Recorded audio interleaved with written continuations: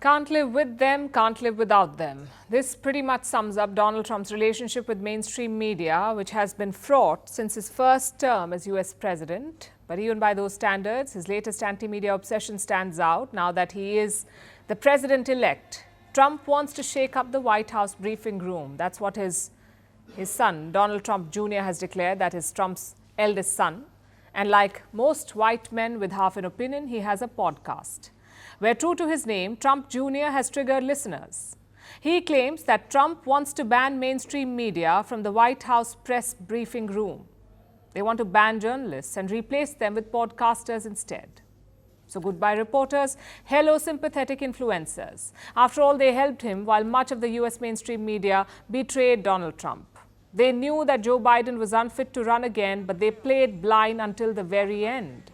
Later, most of their coverage favored Kamala Harris, so journalists did not help their case either. Election results laid the fault lines bare, and now Trump wants revenge. But is this reason enough to shun the media, to restrict their access? And no, we are no US apologists, especially when it comes to their media. But this is all kinds of problematic because it points to a much bigger issue. The fact that the leader of a nation has declared that social media can replace mainstream media, that influencers can replace journalists.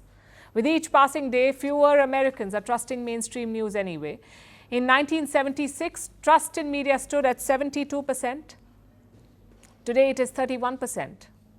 And this is part of a global trend. In Europe, only 29% people trust private media. In the UK, it is 36%. In India, it is 41%. So trusted news media is falling. Why? Mainly thanks to fake news and media bias, like the liberal bias in the US. So the repercussion is obvious. When people don't trust the media, they look for alternate sources of news. And influencers are filling this void. The world over, only 33% people get their news from mainstream media. More than 50% get it from social media, your TikTok and Instagram. These platforms are easy to access. They usually don't have a paywall. They make news consumption almost fun. So they do have their benefits. But we must say that the risks outweigh them. UNESCO has published new research. They say out of every 10 social media creators, 6 do not verify their information. 6 out of 10. 4 pick sources based on popularity, and only 5 disclose their sponsors. Because unlike mainstream media, accuracy is not a priority on social media. Neither is the credibility of a source. Influencers do not need to attribute information. They aren't obligated to divulge the source of funding. Do you know why? Because more than a quarter of influencers don't even know about these regulations. Those who do, don't really have to pay heed to them because social media is like the wild, wild west. Its regulations are work in progress.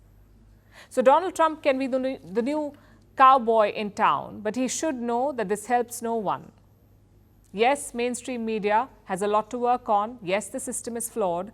Yes, there is a crisis of credibility in news, but changing the definition of who is a journalist will only turbocharge it, not fix it.